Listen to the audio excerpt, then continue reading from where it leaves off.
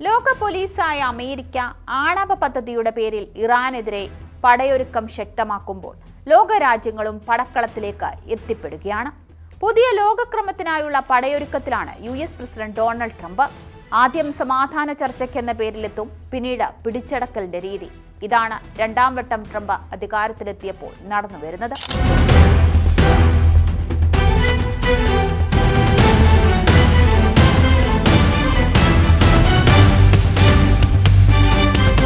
ഇപ്പോൾ അതിനും വിപരീതമായി റഷ്യയുടെ ഉക്രൈൻ അധിനിവേശത്തിൽ റഷ്യയ്ക്ക് അനുകൂലമായ തീരുമാനങ്ങളും ഗാസയിൽ പലസ്തീനുകളെ ഒഴിവാക്കിയുള്ള പദ്ധതികളും ട്രംപ് മുന്നോട്ട് വയ്ക്കുന്നു. പിന്നാലെ വെനിസ്വേലയുടെ പ്രസിഡന്റിനെ തട്ടിക്കൊണ്ടുപോകുന്നു. ഇപ്പോൾ ആണവ പദ്ധതി പുനരാരംഭിക്കുന്നുവെന്ന ആരോപണം ഉയർത്തി ഇറാന് നേരെ തങ്ങളുടെ കപ്പൽപ്പടയെ അയച്ചിരിക്കുകയാണ് ട്രംപ്. ഏതു നിമിഷവും US സേന ഇറാൻ ആക്രമിക്കുമെന്ന ആശങ്കയിലാണ് ലോകവും. അങ്ങനെയെങ്കിൽ ഇനി എന്താകും ലോകരാജ്യങ്ങൾ സാക്ഷ്യം വഹിക്കാൻ പോകുന്നത്? വിജയം ആർക്കൊപ്പമാകും? യുദ്ധം ബാക്കിയാക്കുന്നത് എന്താകും? ജർമ്മനിയുടെയും ചൈനയുടെയും നീക്കമിനി എന്താകും? വിശദമായി നോക്കാം. ലോകരാജ്യങ്ങൾ ഇറാൻ US സംഘർഷത്തിൽ എത്തിപ്പെടുകയാണ്. ചൈന, ജർമ്മനി, സൗദി, UAE എല്ലാം ഒരു തരത്തിലല്ലെങ്കിൽ മറ്റൊരു തരത്തിൽ ഈ സംഘർഷത്തിന്റെ ഭാഗമാകുകയാണ്. അമേരിക്കയ്ക്കെതിരെ സൈനിക സാഹസികതയ്ക്കുയർന്നാൽ ചൈന ഇറങ്ങുമെന്നാണ് ചൈനയുടെ മുന്നറിയിപ്പ്. അമേരിക്ക ചൈനയുടെ മുഖ്യ ശത്രുവാണ്. അതിനാൽ തന്നെ ആക്രമണം അകലെയല്ല എന്നാണ് ഇത് വിളിച്ചോതുന്നത്.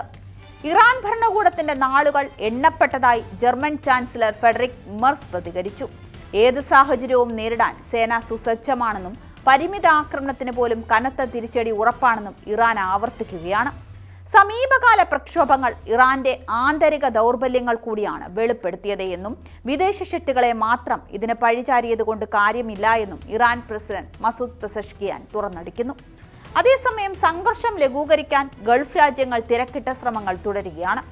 ഇറാനെ ആക്രമിക്കാൻ തങ്ങളുടെ വ്യോമപാത വിട്ടുകൊടുക്കില്ലെന്ന് UAEക്ക് പിന്നാലെ സൗദി അറേബ്യയും പ്രഖ്യാപിച്ചിട്ടുണ്ട്. സൗദി കിരീടാവകാശി Amir Mohammed bin Salman Iran president Masoud പെസഷ്കിയാനുമായി നടത്തിയ ഫോൺ സംഭാഷണത്തിലാണ് നയം വ്യക്തമാക്കിയത്. ഖത്തർ ഉൾപ്പെടെ മറ്റു ഗൾഫ് രാജ്യങ്ങളും ഇറാൻ നേതൃത്വവുമായി ആശയവിനിമയം തുടരുകയാണ്. ഇതോടെ ട്രംപിന്റെ നീക്കങ്ങൾ പ്രതിസന്ധിയിലാണ്. ഇറാനെ ലക്ഷ്യമാക്കി അതിശക്തമായ ഒരു നാവികപ്പട അതിവേഗം നീങ്ങിക്കൊണ്ടിരിക്കുകയാണെന്നും തങ്ങളുടെ ദൗത്യം പൂർത്തിയാക്കാൻ അവർ സജ്ജരാണെന്നും ട്രംപ് പ്രഖ്യാപിക്കുന്നു. ഇറാന്റെ ആണവ പദ്ധതിയുമായി ബന്ധപ്പെട്ട ഒരു കരാറിലെത്താൻ ഇനി അധികം സമയമില്ലെന്നും സമയം അതിക്രമിച്ചുകൊണ്ടിരിക്കുകയാണെന്നും ട്രംപ് പോസ്റ്റിലൂടെ കടുത്ത ഭാഷയിൽ മുന്നറിയിപ്പ് നൽകുന്നു. എന്നാൽ എബ്രഹാം ലിങ്കൺ എന്ന ഭീമൻ വിമാനവാഹിനി കപ്പൽ പേർഷ്യൻ കടലിലേക്ക് നങ്കൂരമിടുമ്പോൾ ഇറാൻ അവരുടെ ആയുധപ്പുരയിലെ മിസൈലുകളും ഡ്രോണുകളും സജ്ജമാക്കി വെച്ചിരിക്കുകയാണ്. ഇതിനിടെ തങ്ങൾ മിസൈൽ ശേഷി വർദ്ധിപ്പിച്ചെന്നും USനെതിരെ ഇതുവരെ കാണാത്ത വിധത്തിലുള്ള തിരിച്ചടി നൽകുമെന്നും ഇറാൻ പ്രതികരിച്ചിട്ടുമുണ്ട്. USS എബ്രഹാം ലിങ്കൺ പേർഷ്യൻ കടലിലേക്ക് പ്രവേശിക്കുമ്പോൾ അവർ നേരിടേണ്ടി വരുന്നത് ലോകത്തിലെ ഏറ്റവും അപകടകരമായ പ്രതിരോധ വ്യൂഹത്തെയാണ്. ഹോർമസ് കടലിടുക്കിന്റെ നിയന്ത്രണം ഇറാന്റെ കയ്യിലാണ്. ലോകത്തിലെ എണ്ണ വ്യാപാരത്തിന്റെ നട്ടെല്ലായ ഈ പാതയിൽ ഒരു ചെറിയ വിള്ളൽ വീണാൽ പോലും അമേരിക്കയുടെയും സഖ്യകക്ഷികളുടെയും സാമ്പത്തിക അടിത്തറ തകരും. അത്യാധുനികമായ ഡ്രോണുകളും സമുദ്രത്തിനടിയിലൂടെ നിശബ്ദമായി സഞ്ചരിക്കുന്ന ടോർപിഡോകളും ലക്ഷ്യം തെറ്റാതെ ക്രൂയിസ് മിസൈലും കൊണ്ട് ഇറാൻ പടുത്തുയർത്തിയ ഈ പ്രതിരോധ കോട്ടയെ മറികടക്കാൻ അമേരിക്കയ്ക്ക് കഴിഞ്ഞെന്ന് വരില്ല. കൂടാതെ കടൽ ഭരിക്കുന്ന ഹൂതികളും ഇറാന് പിന്തുണയുമായി എന്തിനും തയ്യാറായി നിലയുറപ്പിച്ചിരിക്കുകയാണ്. കരയിൽ ഹിസ്ബുള്ളയും. അമേരിക്കയ്ക്ക് ജയം അത്ര പെട്ടെന്ന് സാധ്യമാകില്ല എന്നതിന് തെളിവ് കൂടെയാണ് ഇത്. USന്റെ ഇറാൻ നീക്കത്തെ ഫ്രാൻസ് പിന്തുണച്ച് രംഗത്തെത്തിയത് സംഘർഷ സാധ്യത വർദ്ധിപ്പിച്ചു. ഇതോടെ ഇറാന്റെ IRGCയെ തീവ്രവാദ സംഘടനകളുടെ പട്ടികയിൽ ഉൾപ്പെടുത്താൻ യൂറോപ്യൻ യൂണിയൻ ഒരുങ്ങുന്നതായി വാർത്തകൾ പുറത്തുവരുന്നുണ്ട്. സമ്പദ് വ്യവസ്ഥ മെച്ചപ്പെടുത്തുന്ന ലക്ഷണങ്ങൾ കാണിക്കാത്തതിനാൽ ഇറാനിൽ വീണ്ടും പ്രതിഷേധങ്ങൾ ഉയരുമെന്ന് പ്രതീക്ഷിക്കുന്നതായി US state secretary Marco Rubio ഇതിനിടെ പ്രതികരിച്ചു. ഗൾഫ് മേഖലയിൽ നിന്നും ഇറാൻ ആക്രമണത്തിന് USന് ലഭിക്കുന്ന പിന്തുണ കുറഞ്ഞു വരികയാണെന്നും റിപ്പോർട്ടുകൾ പറയുന്നു.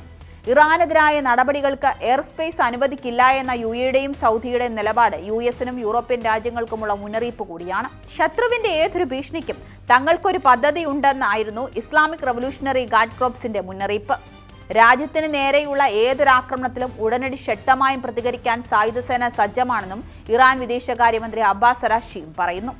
അമേരിക്കയുടെ പക്കൽ ആധുനിക ബോംബറുകൾ ഉണ്ടെങ്കിൽ ഇറാന്റെ പക്കൽ തകർക്കാനാവാത്ത ഭൂഗർഭ മിസൈൽ നഗരങ്ങളുണ്ട്.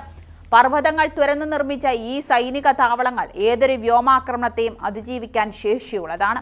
എന്തായാലും ഒരു യുദ്ധം അകലെയല്ല എന്നതിന് തെളിവാണ് ഇപ്പോൾ നടക്കുന്ന എല്ലാ നീക്കങ്ങളും.